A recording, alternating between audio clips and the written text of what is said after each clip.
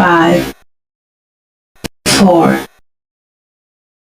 3, 2, 1.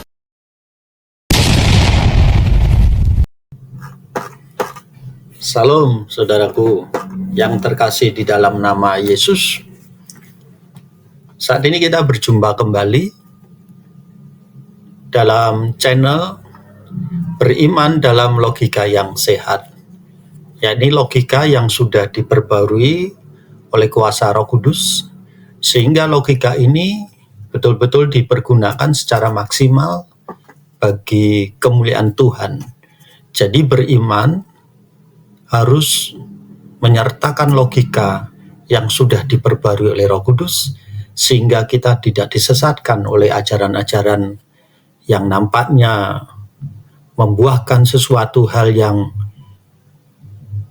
enak dirasakan dalam waktu yang singkat, tapi untuk dalam waktu yang berkepanjangan, ajaran-ajaran tersebut justru akan menyesatkan kita. Makanya logika kita harus diperbarui oleh Roh Kudus. Dan hari ini kita akan belajar bersama tentang Kain dan Habel.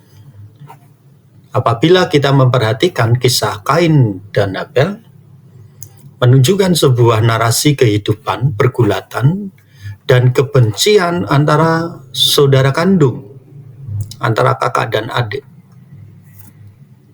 Secara cukup signifikan, firman Tuhan menunjukkan bagaimana Tuhan memberikan kepada manusia sebuah pilihan perbuatan baik atau perbuatan jahat.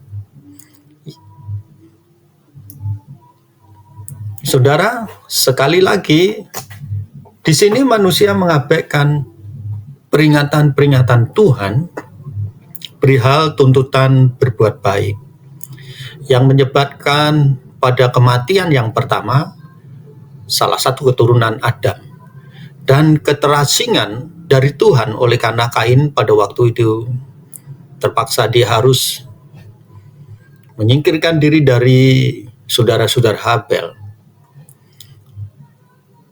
Hal ini disebabkan ketidakberkenanan Tuhan terhadap korban yang dipersembahkan oleh Kain, serta sikap dan motivasi Kain dalam mempersembahkan korban.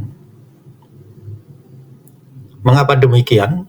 Ada sebuah perbedaan persembahan Habel dengan persembahan Kain. Habel mempersembahkan anak sulung dari ternaknya yang menurut beberapa kalangan berpendapat Tuhan lebih menyukai persembahan lemak-lemak binatang. Bahkan di beberapa kalangan tertentu itu meyakini persembahan Habel sebagai satu tipologi yang melambangkan persembahan anak domba Allah yang menebus dosa manusia.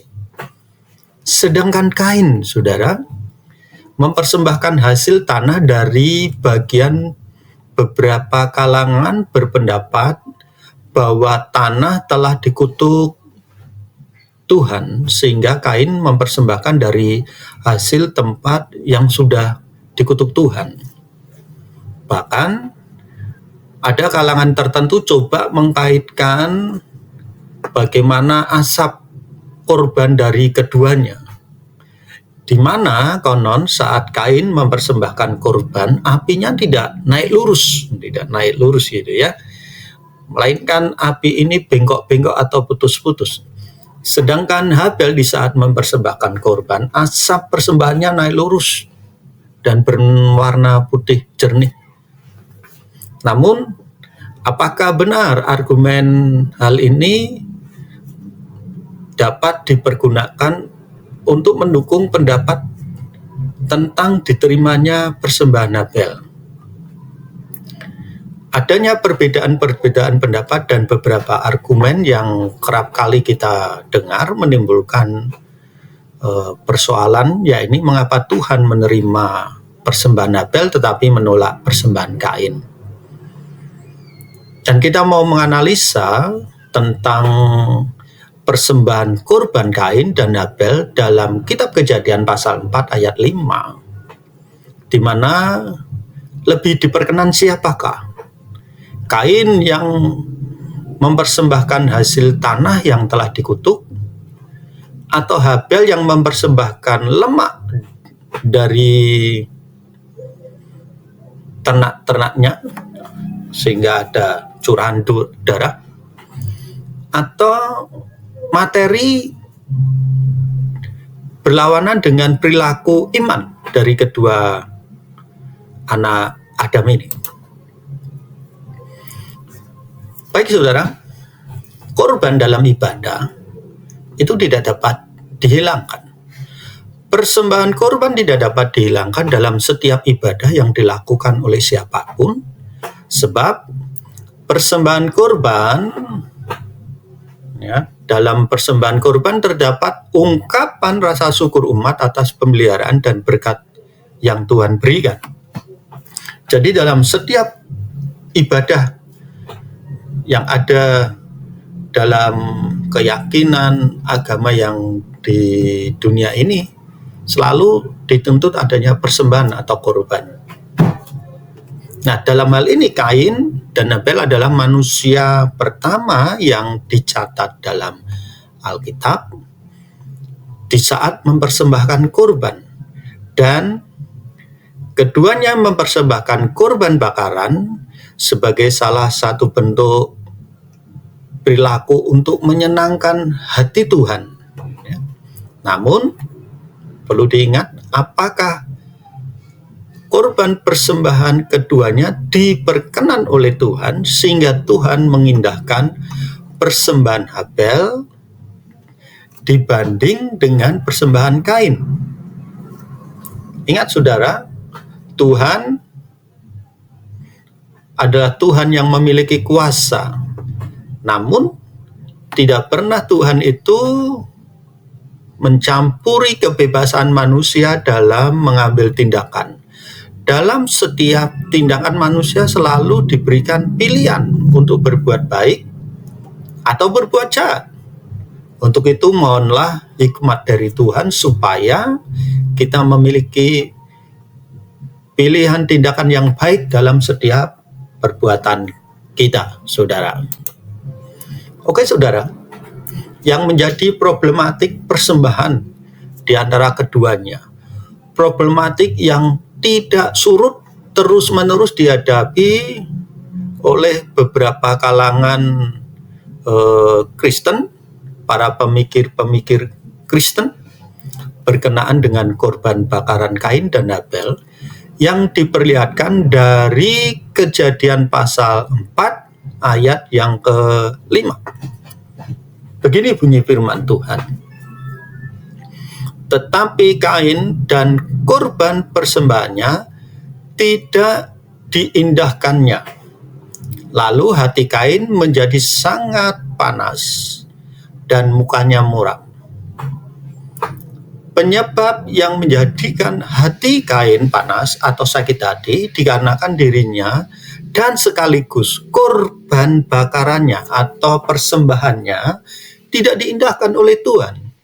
Saudara, jika salah satu dari bagian hidup Kain tidak diterima, tidak bisa diterima, hal tersebut masih terlihat mungkin bisa ditoleransi oleh Kain.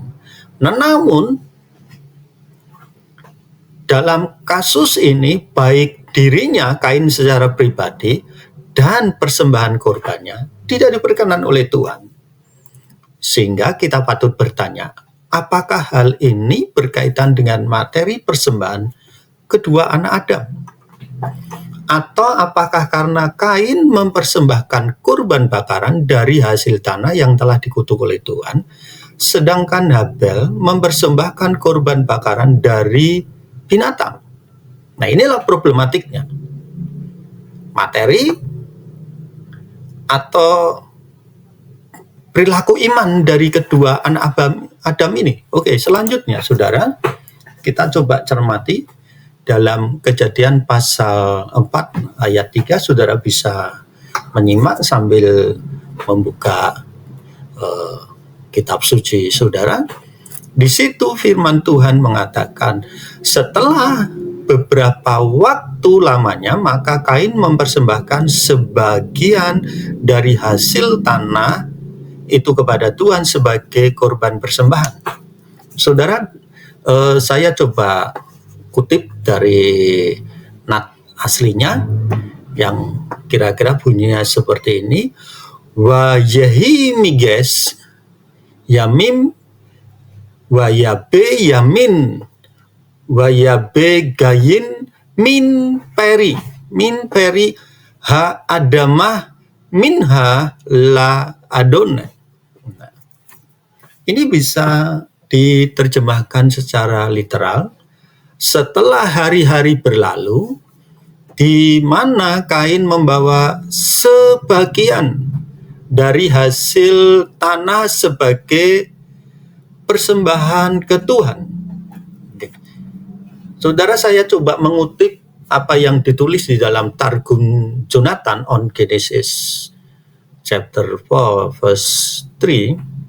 Jadi Targum Jonathan, Kejadian pasal 4 ayat yang ketiga, bunyinya, setelah hari-hari berlalu pada waktu itu tanggal 14 bulan Nisan, Adam berkata kepada anak-anaknya, pada malam ini bawalah persembahan kamu di hadapan penciptamu. Nah, ada kata minha yang diartikan korban. Di situ ada kata minha yang diartikan korban. Hal ini juga sama ditulis di Kejadian pasal 4 ayat 4 di saat Abel mempersembahkan kurban. Ini tentu berarti menjadi masalah kurban, bukan masalah materi kurban itu. Karena baik Kain dan Abel sama-sama mempersembahkan kurban, sama-sama menggunakan kata yang sama, tetapi yang dipersembahkan itu adalah dari hasil jerih lelah mereka bekerja. Jikalau Kain sebagai seorang petani, dia mempersembahkan dari hasil pertanian, sedangkan Habel seorang peternak akan mempersembahkan hasil dari ternak-ternaknya.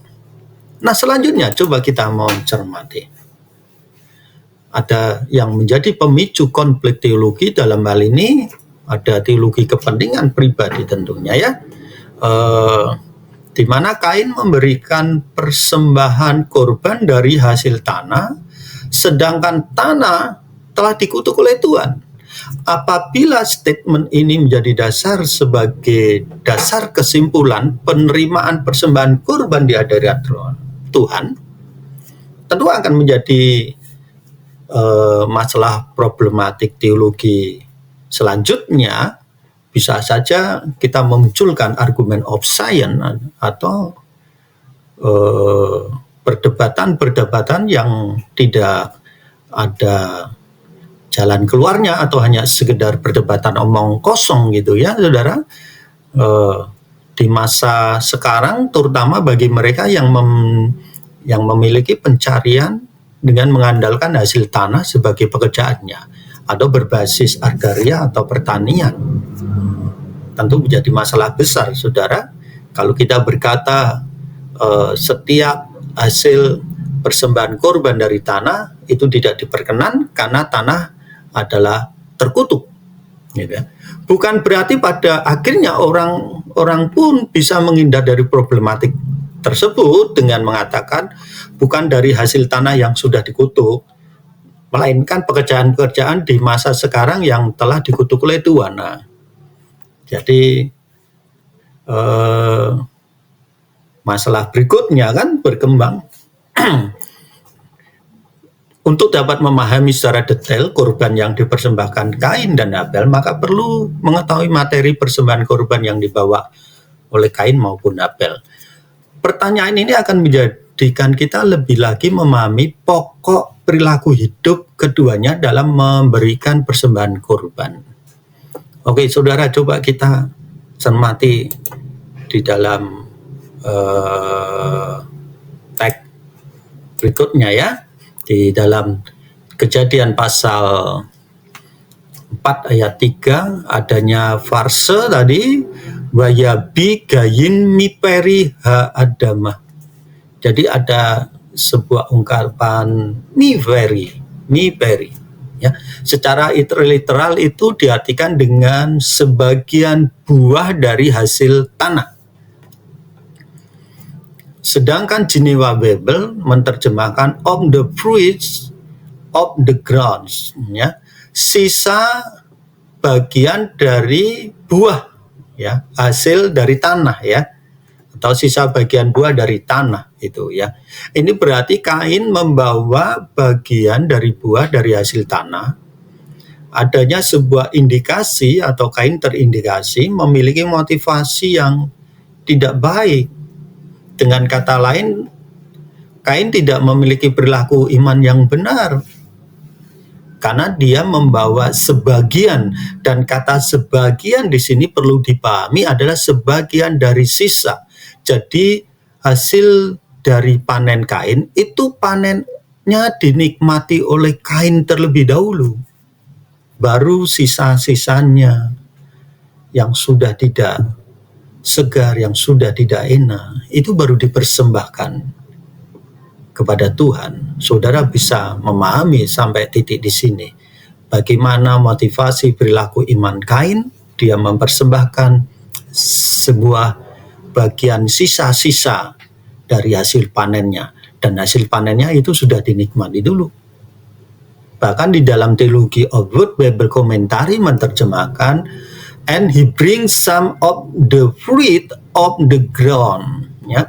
Adanya indikasi lain apakah persembahan ini sebagai persembahan hasil panen yang pertama atau panen yang terbaik. Namun ungkapan some of the fruit of the ground itu menunjukkan perilaku iman Kain kurang berkenan di hadapan Tuhan, yaitu membawa sebagian dari hasil tanahnya untuk dijadikan korban. Nah, ini perilaku iman yang kurang baik. Kita tidak bisa mempersembahkan sesuatu kepada Tuhan adalah persembahan yang sudah sisa bagian dari hidup kita. Sebagai contoh, sepanjang hidup kita melakukan dengan kegiatan-kegiatan, kesibukan kerja lain dan sebagainya, hingga pada usia kita yang sudah tertua, renta, nggak bisa apa-apa, lalu kita datang kepada gereja dan kita menyatakan, saya ingin melayani Tuhan, apapun yang bisa saya lakukan. Di masa tua, di masa renta, dia serahkan diri kepada Tuhan, dan itu sisa.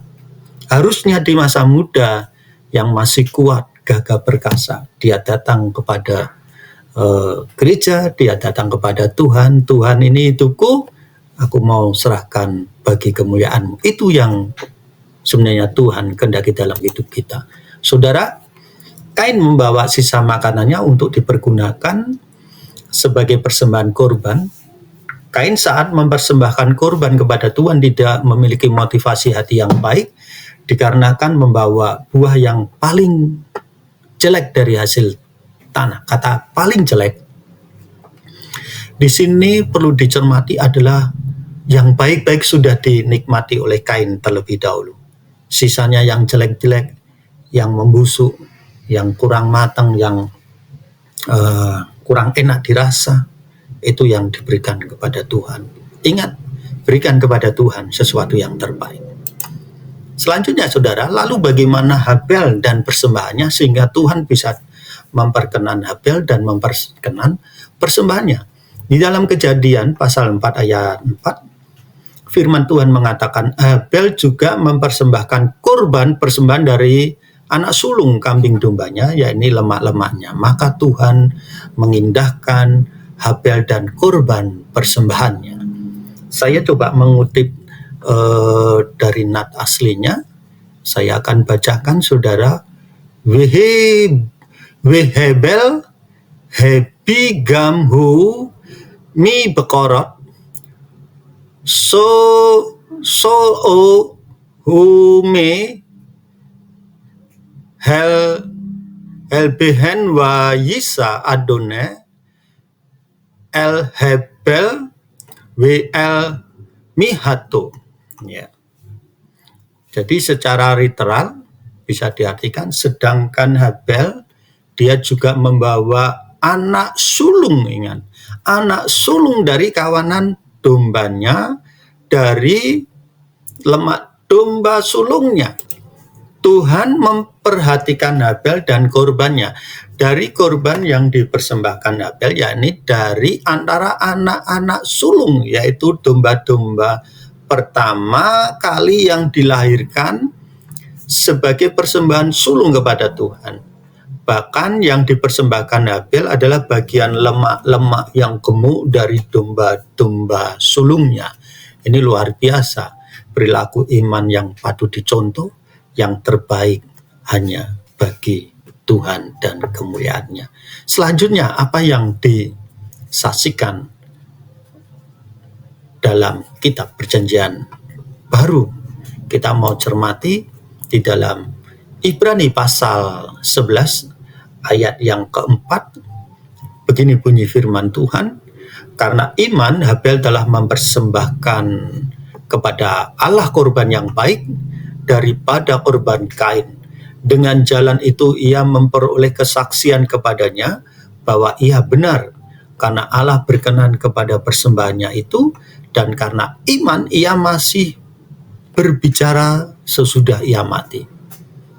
Habel menyadari bahwa Tuhan berkenan jika menerima persembahan yang terbaik, yaitu lemak-lemak dari anak sulung dombanya dibanding lemak domba yang bukan berasal dari anak sulung.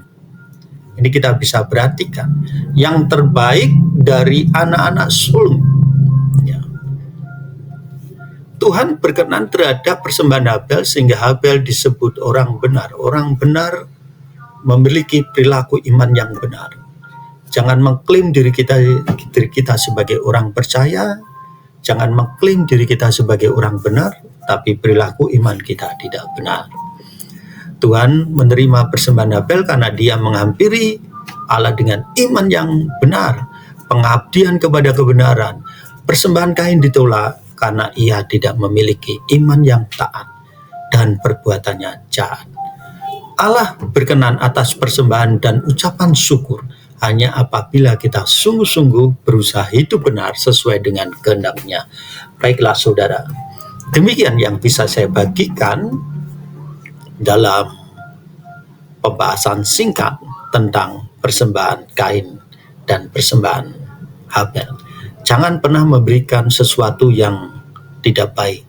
Jangan pernah memberikan sesuatu hal kepada Tuhan yang sisa, tetapi berikan kepada Tuhan yang terbaik, karena Tuhan selalu akan memberikan kepada saudara hal yang baik. Jikalau saudara terberkati, jangan lupa subscribe untuk channel Beriman dengan Logika yang Sehat, like, komen, dan share supaya banyak orang-orang percaya bisa diberkati seperti saudara diberkati saat ini ketika saudara menyaksikan tayangan Beriman dengan Logika yang Sehat. Tuhan Yesus memberkati.